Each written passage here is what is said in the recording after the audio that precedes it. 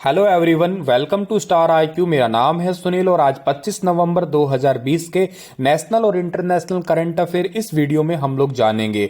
आइए बढ़ते हैं आगे। अगर आप लोगों ने अभी तक स्टार आईक्यू यूट्यूब चैनल को सब्सक्राइब नहीं किया है तो कर लीजिएगा और अपने दोस्तों तक भी शेयर कीजिएगा इस चैनल को।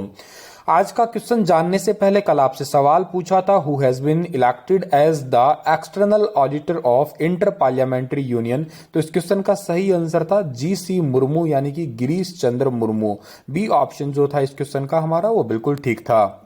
चलिए आगे बढ़ते हैं और आज का पहला क्वेश्चन क्या है। भारत सरकार ने 24 नवंबर 2020 को कितने मोबाइल एप्लीकेशन को ब्लॉक कर दिए हैं? तो 24 नवंबर 2020 को भारत सरकार ने जो है 43 मोबाइल एप्लीकेशन को बैन कर दिया, यानी कि सी ऑप्शन जो है इस क्वेश्चन का हमारा वो बिल्कुल ठीक है। देश की एकता, अखंडता, सुरक्षा, इन सभी चीजों को ध्यान में रखते हुए हमारे भारत का जो इलेक्ट्रॉनिक्स एंड इंफॉर्मेशन डिपार्टमेंट है उन्होंने जो है जो इसकी एक धारा है 69A, उस धारा के तहत ये आदेश जारी किया है और जिसमें से जैसे एलिपे है, कैम कार्ड है, वी डेट है, ये मोबाइल एप्लीकेशन जो है इनको बैन कर दिया। इससे पहले मैं आपको बता देता हूं कि 29 जुलाई 2020 को भी भारत के अंदर टिकटॉक समेत टोटल स्टार्टिंग में 59 एप्लीकेशन को बैन किया था। उसके बाद में कुछ और 89 एप्लीकेशन को बैन किया था। तो ऐसे करके अब तक टोटल 224 एप्लीकेशन को बैन कर दिया गया था। अब 43 उसमें और जोड़ दीजिएगा आप लोग, तो इतनी एप्लीकेशन को अभी तक इंडिया में बैन कर दिया है देश की सुरक्षा के को मद्देनजर रखते हुए। आगे बढ़ते हैं। अगला क्वेश्चन हमारा है कि किस श्रृंखला को यानी कि कौन सी वेब सीरीज ने 48वें इंटरनेशनल एमीज में सर्वश्रेष्ठ ड्रामा सीरीज का पुरस्कार जीता है? बेस्ट ड्रामा सीरीज का पुरस्कार जीता है दिल्ली क्राइम ने। डी ऑप्शन सही है इस क्वेश्चन का हमारा। दिल्ली क्राइम वेब सीरीज जो है 2012 में दिल्ली सामूहिक बलात्कार की एक भयानक घटना पे आधारित है। इस वेब सीरीज में जो है सैफ अली शाह है, राजेश तेलंग है, आदिल हुसैन है, रसिका दुग्गल है, गोपाल दत्त तिवारी, जया भट्टाचार्य, अभिलाषा सिंह, विनोद सरावत, मृदुल्ला शर्मा, अनुराग अरोड़ा, सिद्धार्थ भरद्वाज, ये जो है एक मुख्य कलाकार के रूप में इन्होंने भूमिका अदा की है। इस वेब सीरीज के जो लेखक और निर्देशन का काम किया है वो रिची मेहता ने किया है, याद रखिएगा। और दिल्ली क्राइम के कलाकारों को इंटरनेशनल एमी अवार्ड जीतने पर दिल्ली के मुख्यमंत्री अरविंद केजरीवाल ने भी जो है बधाई दी है। और ये बात भी आप याद रख लीजिएगा कि दिल्ली के उपराज्यपाल का नाम क्या है? दिल्ली के उपराज्यपाल का नाम अनिल बैजल है। भारत का एक केंद्र शासित प्रदेश है सर्वाधिक जनसंख्या वाला।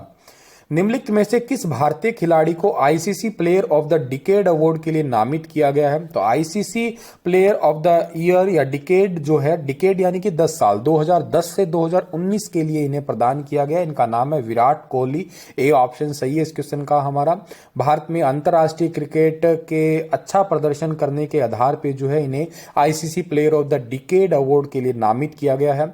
आपको मैं बता देता हूं कि आईसीसी ने अपने इस प्रतिष्ठित पुरस्कार के लिए कुल 7 खिलाड़ियों का जो है वो नामांकन किया है। ठीक है, अगला क्वेश्चन भी कुछ इसी के आधारित है कि निम्नलिखित में से किस खिलाड़ी को ओडीआई के डिकेड अवार्ड प्लेयर के तौर पे किसे नामांकित नहीं किया है? तो देखो, एमएस धोनी को तो किया है, कुमार संगकारा को भी किया है, एबी डिविलियर्स जो है जो आपके इनको भी किया है, लेकिन स्टीव स्मिथ को नहीं किया। तो बी ऑप्शन सही रहेगा हमारा, जो आपको फोटो में दिखाई दे रहे यही है स्टीव स्मिथ।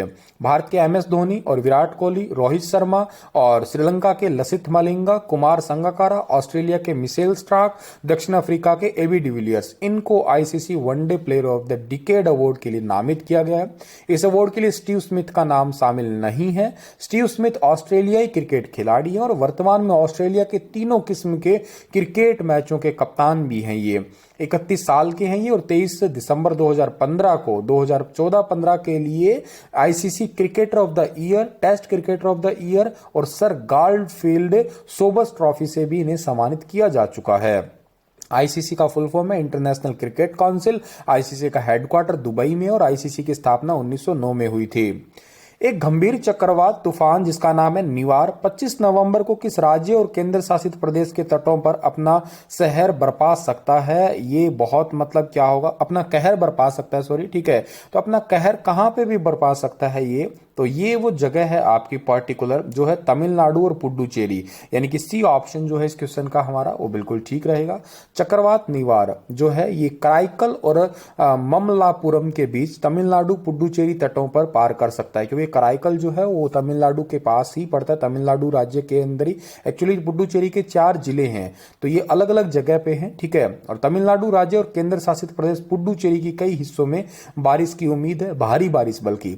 राष्ट्रीय आपदा प्रबंधन जिसको हम लोग एनडीआरएफ कहते हैं, उसके बल ने भी सावधानी बरतने के लिए जरूरी निर्देश जारी किए हैं, ठीक है।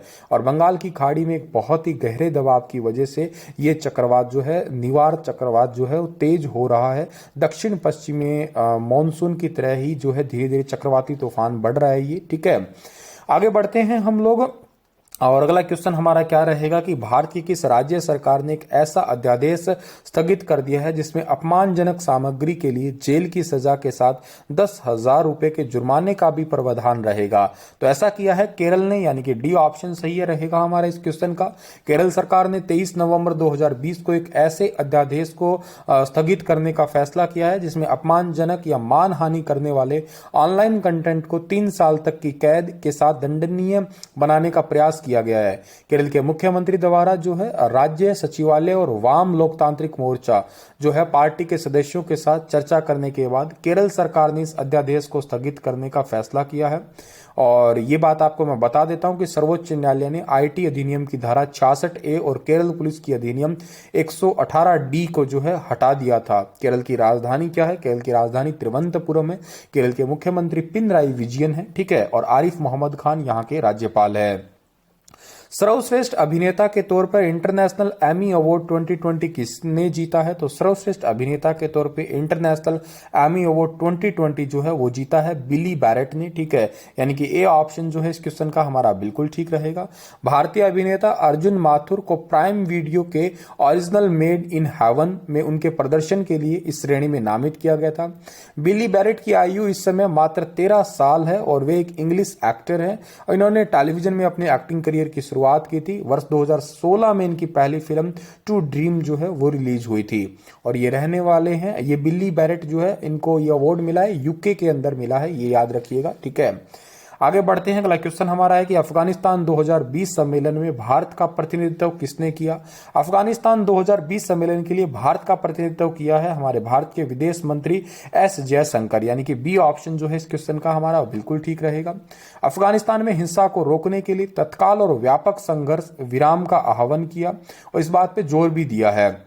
23 और 24 नवंबर को 2 दिन तक था ये सम्मेलन, ठीक है। तो ये बात भी आप याद रखिए। और अफगानिस्तान की राजधानी काबुल है, करेंसी अफगानी है, ठीक है भाई। तो चलिए आगे बढ़ते हैं। 25 नवंबर को दुनिया भर में कौन सा दिवस मनाते हैं? तो 25 नवंबर को दुनिया भर में विश्व मांसाहार रहित दिवस जो है वो मनाया जाता है। इस दिन भारत में कई महापुरुष और जो लोग होते हैं इन दिवस पे क्या करते हैं कि मांसाहार रोकने का काम किया करते हैं। जितने भी लोग होते हैं वो थोड़ी पॉजिटिविटी फैलाने का भी काम करते हैं, ठीक है। और जितने संत है, महात्मा है, वो लोग कोशिश करते हैं कि मांसाहार जो है उनको रोका जाए। केंद्रीय मंत्री रविशंकर प्रसाद ने हाल ही में किस एप्लीकेशन का अंतर्राष्ट्रीय संस्करण लॉन्च किया है? तो केंद्रीय मंत्री रविशंकर प्रसाद ने रिसेंटली उमंग एप्लीकेशन का जो है अंतर्राष्ट्रीय संस्करण जो है वो जारी किया है, ठीक है। इस एप्लीकेशन की मदद से प्रवासी भारतीय छात्र और पर्यटक किसी भी समय भारत सरकार और राज्य सरकार की सेवाओं का उपयोग कर सकेंगे। इस एप्लीकेशन का संस्करण अमेरिका, ब्रिटेन, कनाडा, ऑस्ट्रेलिया, संयुक्त अरब अमीरात, नीदरलैंड, सिंगापुर और न्यूजीलैंड में जो है उपलब्ध होने वाला है। चलिए इसी के साथ ये लेक्चर समाप्त होता है और आपके लिए क्वेश्चन है कि भारत के पहले काई गार्डन का उद्घाटन कहाँ किया गया है? गुजरात में, एक उत्तराखंड में, एक हिमाचल में, एक आपका अरुणाचल प्रदेश में। कल फिर हाजिर होऊंगा लेटेस्ट अपडेट के साथ। तब तक के लिए आप हंसते रहना, मुस्कुराते रहना।